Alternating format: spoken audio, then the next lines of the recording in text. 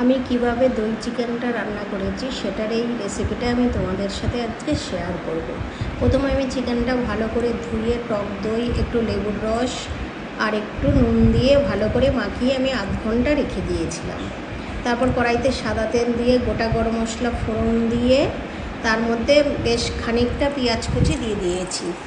আর এইদিকে দেখো আমি মশলাটা করে নিয়েছিলাম, ওতে দিয়েছিলাম আমি কাঁচা লঙ্কা, আদা, রসুন, কাজু বাদাম, কিশমিশ আর একটু গোলমরিচ, সমস্ত কিছু আমি পেস্ট করে রেখেছি। আর এইদিকে দেখো আমার পেঁয়াজটাও ভাজা হয়ে এসছে, তা আমি খানিকটা পেঁয়াজ আমি তুলে রেখেছিলাম, ওটা নামানোর আগে আমি দেব।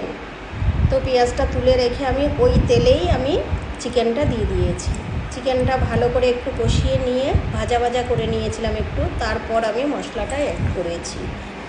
তো দেখো মশলাটা দিয়ে আমি অনেকক্ষণ একটুখানি সিমে দিয়ে আমি কষিয়েছি। ওতেই টক দইতেই মানে সেদ্ধটা হয়ে যায়।